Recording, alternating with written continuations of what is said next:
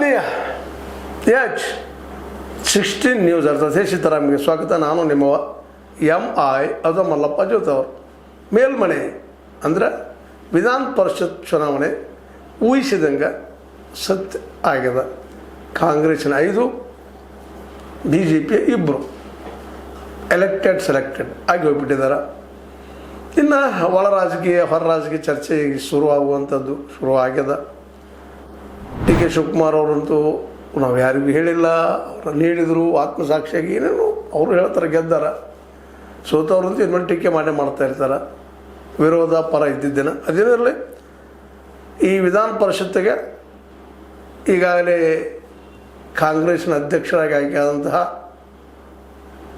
B.K. Hariprasad selection ಆಗಿದ್ದಾರೆ ಮೊದಲನೇದಾಗೆ. ಇದರಿಂದಾಗಿ ಅವರು ಒಂದು ಹಾದಿ ಕ್ಲಿಯರ್ ಆಯಿತು ಮತ್ತು ಪರಿಷತ್ ಅದರಲ್ಲಿ ಮುಂದುವರೆದಂಗೆ ಆಯಿತು. ಆ ನಂತರ PV ಮೋಹನ್ ರವರು ಎಲೆಕ್ಟರ್ ಆಗಿದ್ದಾರೆ.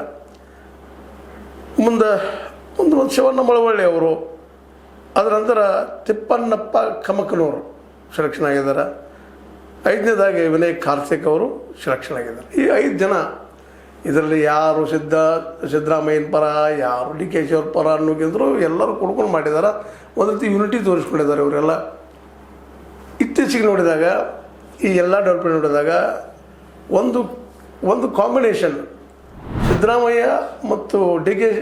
ಶಿವಕುಮಾರ್ ಮಧ್ಯೆಲ್ಲ ಒಂದು ಕೋಆರ್ಡಿನೇಷನ್ ಚೆನ್ನಾಗಿ ಮೂಡಿ ಬರ್ತಾ ಇದೆ ಅಂತ ಅನ್ನಿಸ್ತಾ ಇದೆ. ಯಾಕಂದ್ರೆ ಮೂಲತಃ D.K. ಶಿವಕುಮಾರ್ ಮತ್ತು ಸಿದ್ದರಾಮಯ್ಯ ನಡುವೆ ತಿಕ್ಕಾಟಿತ್ತು, ಮುಖ್ಯಮಂತ್ರಿ ಸಲುವಾಗಿ ಏನೇನೋ ಆಯಿತು. ಆದರೆ ಮುಖ್ಯಮಂತ್ರಿ ಸ್ಥಾನವನ್ನು ಬಿಟ್ಟುಕೊಟ್ಟ ಮೇಲೆ ಸಿದ್ದರಾಮಯ್ಯನವರು ಹೆಚ್ಚು ಕಡಿಮೆ D.K. ಶಿವಕುಮಾರ್ ಅವ್ರ ಜೊತೆಗೆ ಒಳ್ಳೆಯ ಬಾಂಧವ್ಯವನ್ನು ಹೊಂದ್ತಾ ಇದ್ದಾರೆ ಅನ್ನೋದು ಸಹಿತ ಈ ಸಂದರ್ಭದಲ್ಲಿ ನಾವು ಒತ್ತಿ ಹೇಳಬೇಕಾಗಿದೆ.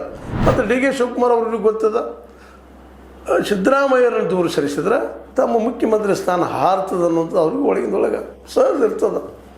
ಇಲ್ಲ ಅಂತ ಹೇಳಕ್ಕೆ ಆಗೋದಿಲ್ಲ. ಯಾಕಂದ್ರೆ ಇವತ್ತಿಗೂ ಒಂದು 70-80 ಶಾಸಕರನ್ನು ಅವರೆಲ್ಲ ತೊಗೊಂಡು ಸಾಧಿಸಿಕೊಂಡಿದ್ದಾರೆ ಸಿದ್ದರಾಮಯ್ಯನವರು. ಅದೇ ಕಾಲಕ್ಕೆ ಹೈಕಮಾಂಡಿಗೂ ಸಹಿತ ಸಿದ್ದರಾಮಯ್ಯನ ಮೇಲೆ ಒಂದು ವಿಶಿಷ್ಟ ಪ್ರೀತಿ, ಹೇಳಿದ ತಕ್ಷಣ ಬಿಟ್ಟರಲ್ಲಪ್ಪ ಅನ್ನುವಂಥದ್ದು.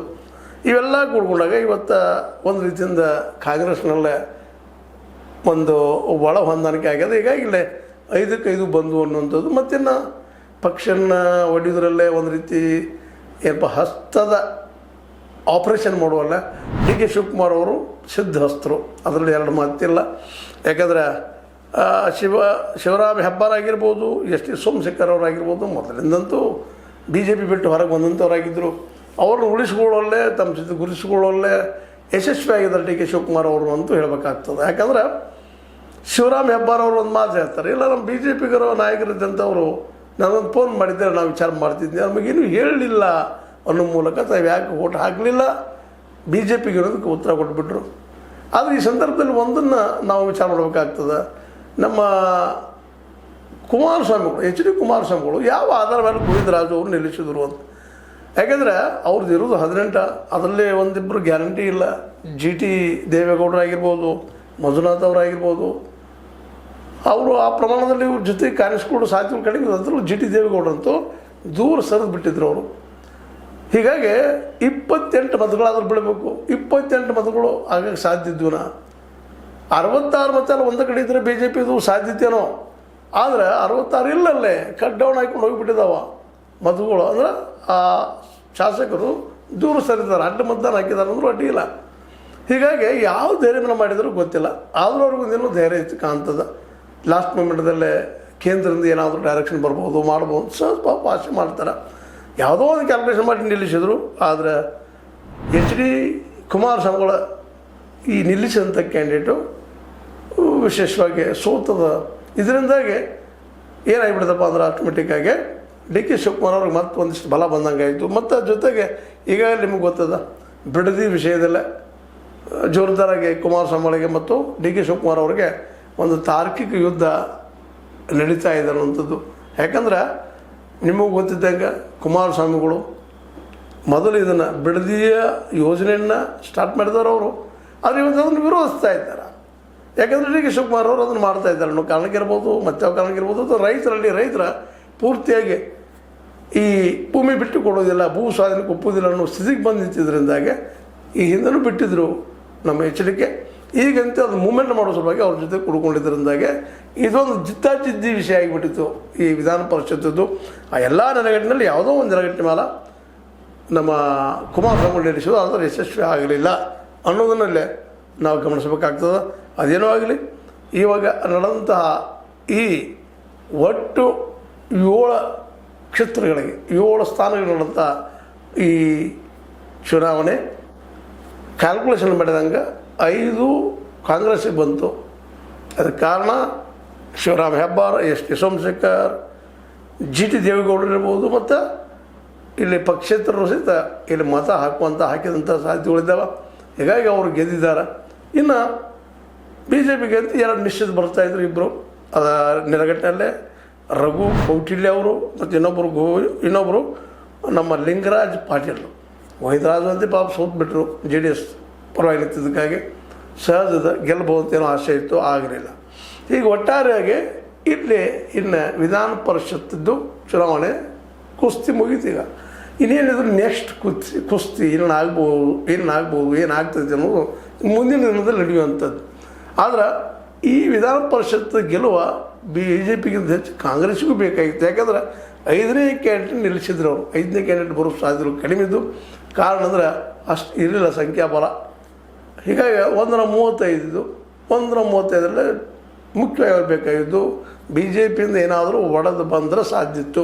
ಆ ದಿಶೆಯಲ್ಲೇ ನಮ್ಮ ಶಿವರಾಮ ಹೆಬ್ಬಾರ್ ಅವರು ಮತ್ತು ಎಸ್ ಟಿ ಸೋಮಶೇಖರ್ ಅವರು, ಮಂಜುನಾಥ್ ಅವರು ಎಲ್ಲ ಮತ ನೀಡಿದ್ರಿಂದಾಗಿ ಜಿ ಟಿ ದೇವೇಗೌಡರು ನೀಡಿದಂಥ ಸಾಧ್ಯತೆಗಳು ಹೆಚ್ಚಿಗಿದ್ದಾವೆ. ಹೀಗಾಗಿ ಏನೇ ಇರಲಿ, ಈಗಂತೂ ಕಾಂಗ್ರೆಸ್ 5 ಸ್ಥಾನಗಳು 4 ಗೆಲ್ಬೇಕಾಗಿತ್ತು, 5 ಇದ್ಕೊಂಡಿತ್ತು. ನನ್ನ ಲೆಕ್ಕ ಸರಿ ಇದೆ. 140 ಊಟ 28 ಡಿವೈಡ್ ಮಾಡಿದ್ರು, ನಂತರ 30 ಮಾಡಿದ್ರು, ಮತ್ತು 2ನೇ ಪ್ರಾಶಸ್ತ್ಯ ಮತ ಏನು ಮಾಡಿಬಿಟ್ಟಿನಲ್ಲೇ ತಮಗೇನು ಸಾಧಿಸಬೇಕಾಗಿತ್ತು ಅದು ಸಾಧಿಸ್ಕೊಂಡಿದ್ದಾರೆ. ಆ ದಿಶೆಯಲ್ಲಿ ಅವರು ಇವತ್ತು ಡಿ ಕೆ ಶಿವಕುಮಾರ್ ಅವರು ಸಹಿತ ಖುಷಿಯಿಂದ ತಾವು ಗೆದ್ದಿದ್ರ ಬಗ್ಗೆ ತಮ್ಮ ಅಭಿಪ್ರಾಯನೂ ತಮ್ಮ ಮಾತುಗಳನ್ನು ಹೇಳಿದರು. ಇನ್ನು ಎಲ್ಲರೂ ಕೂಡಿ ಹೋಗುವಂಥದ್ದು, ವರ್ಕ್ ಮಾಡುವಂಥದ್ದು ಅಂತೇಳಿ ಒಂದು ನಿರ್ಧಾರಕ್ಕೆ ಬಂದಿದ್ದಾರೆ. ಮತ್ತು ಹೋಗಲೇಬೇಕಾಗ್ತದೆ. ಯಾಕಂದ್ರೆ ಇದನ್ನಿನ್ನು ಅಡ್ಮಿನಿಸ್ಟ್ರೇಷನ್ ಕೊಡೋದು. ಇನ್ನು ಕುಮಾರಸ್ವಾಮಿಗಳ ಮುಂದಿನ ಒಂದು ಹೋರಾಟ ಏನಾಗ್ಬೋದು ಅನ್ನೋದನ್ನು ಮುಂದಿನ ನೋಡೋಣ. ಮುಖ್ಯವಾಗಿ ಈಗ ಬಿಡದಿ ವಿಷಯ ದೊಡ್ಡದು ಮಾಡುವಂಗೆ ಕಾಣ್ತಾ ಇದ್ದಾರೆ ಬಿ ಜೆ ಪಿಗರು ಮತ್ತು ಜೆ ಡಿ ಎಸ್ಸಿಗರು. ಮೋಸ್ಟ್ಲಿ ಅದು ದೊಡ್ಡದಾಗುವ ಸಾಧ್ಯತೆಗಳಿದ್ದಾವೆ. ಡಿ ಕೆ ಶಿವಕುಮಾರ್ ಅವರು ಎಷ್ಟು ಹಠ ಮಾಡ್ತಾರೆ ಅಷ್ಟು ದೊಡ್ಡದಾಗುವ ಎಲ್ಲ ಅವಕಾಶಗಳಿದ್ದಾವೆ.